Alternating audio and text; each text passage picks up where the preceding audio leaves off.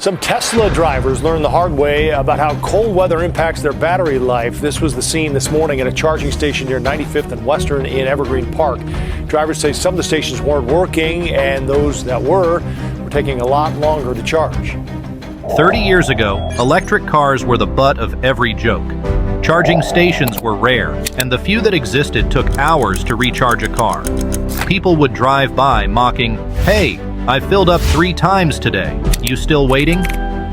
Fast forward to today, and while EVs are everywhere, the charging hassle is still hanging around. Long waits, limited stations, it feels like we're stuck in the past. But why are we still stuck watching that battery icon slowly tick up? Stick with me. Let's dive into the real reason behind this never-ending charge-up struggle. But first, let's see how it all began. The story of electric cars goes way back to the 1800s. A Scottish inventor, Robert Anderson, made the first electric carriage in the 1830s. Around the same time, inventors in the US and Europe, like Thomas Davenport, were also trying out their own electric cars. But these early electric cars were just experiments. They didn't go far, weren't fast, and couldn't even be recharged. Yet, they set things up for the next big step. As the 1890s came, things started to get even better. Inventors like William Morrison in the US were making progress with electric cars that could actually drive a bit further.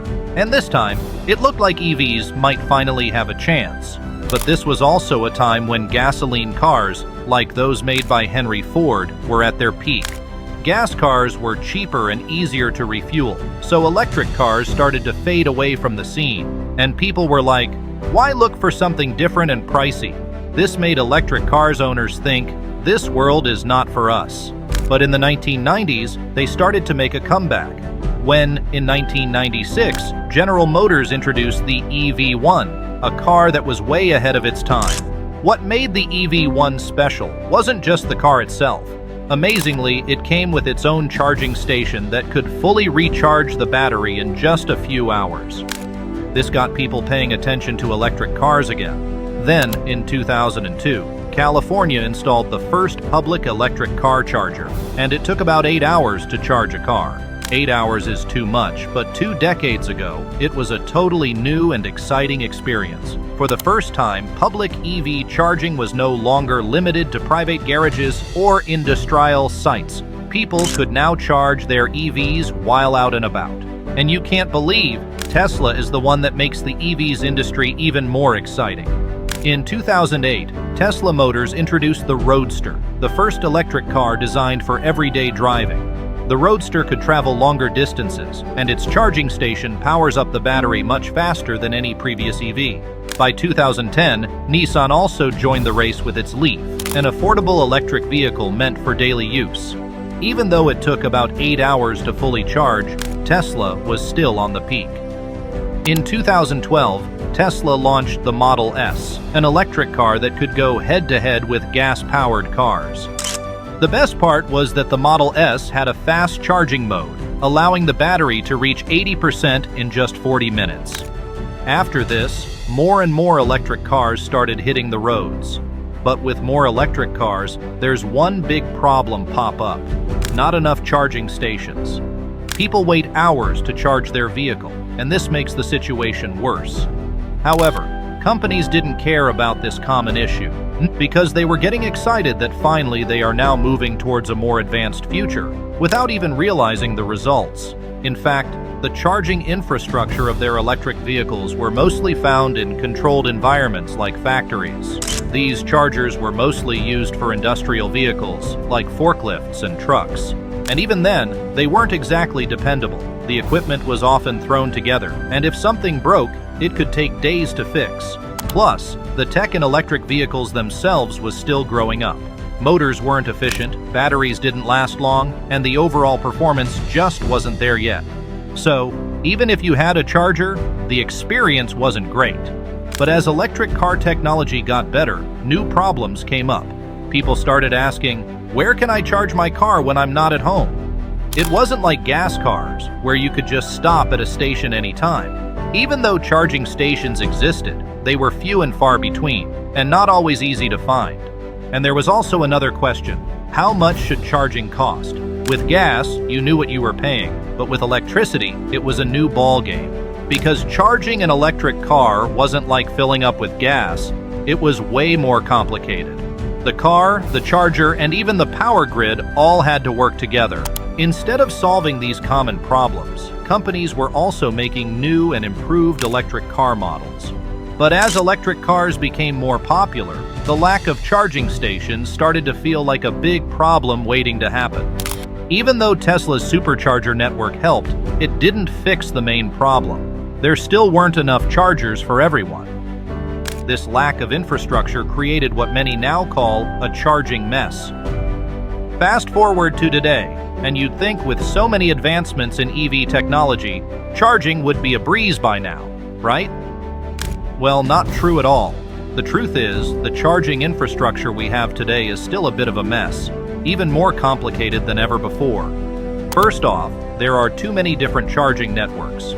Unlike gas stations, which are all pretty much the same, EV charging stations are run by lots of different companies, each with their own apps, plans, and payment methods. This makes it hard for drivers to charge their cars easily, especially when they have to switch between different networks. Another issue is there aren't enough chargers. While more and more people are buying electric cars, there aren't enough charging stations to keep up. Plus, chargers aren't always reliable. Many charging stations have technical problems, with broken or malfunctioning chargers, which makes things even more frustrating. Also, there is an issue with the technology. While electric car tech is getting better, the charging stations haven't kept up. New electric cars have bigger batteries and can charge faster, but many chargers were built for older models with smaller batteries. This means that even at fast chargers, newer cars might not charge as quickly as they're supposed to. And when chargers break down, which happens more often than you'd think, getting them fixed can take days or even weeks, and that's super frustrating. Even the biggest headache for drivers is getting to a charging station, only to find it's broken, taken, or just not working right. Unlike gas stations, where fixes are quick and easy, fixing EV chargers is more complicated. It often involves dealing with software, electrical parts, and internet connections. Then there's the dreaded range anxiety. Even though new electric cars can go hundreds of miles on one charge, many drivers still worry about finding a charger when they need it.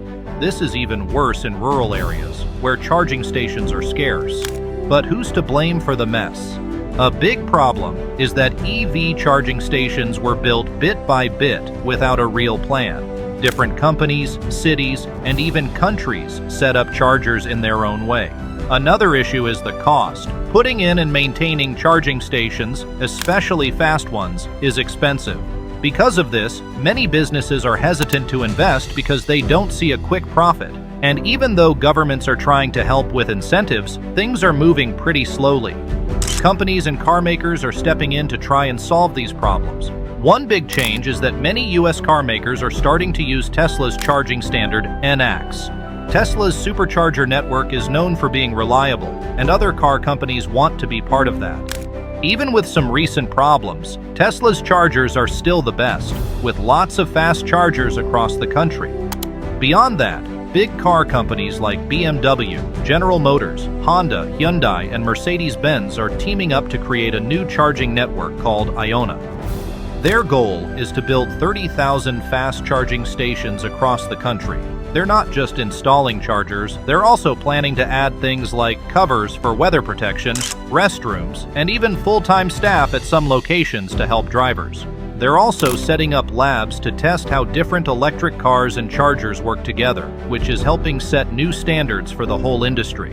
And there's a group called ChargeX that's making sure all chargers work smoothly with every electric car model. The electric car charging industry is trying to catch up, but it takes time because gas stations have had over 100 years to perfect their systems, while the electric car industry is trying to do the same in just a few decades. And it's possible because tech is getting better. Newer chargers are more reliable, easier to fix, and can handle more types of cars. Companies are also learning from past mistakes and putting more focus on keeping the chargers up and running. So, even though public charging still has a way to go, things are improving. As more companies join in and invest in building a better network, it's only a matter of time before charging electric cars is as easy as filling up at a gas station.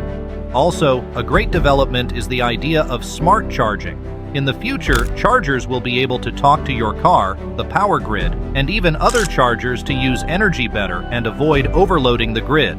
This helps spread out charging, so not every car is charging at the same time, which will reduce traffic jams at charging stations and make things easier on the system. So, do you think the EV charging infrastructure will catch up with the rising demand? Or will we keep facing these challenges for years to come? Let me know your thoughts in the comments. And if you found this video helpful, don't forget to hit that like button and subscribe for more. See you in the next video. And thanks for being part of this journey toward a cleaner, smarter future.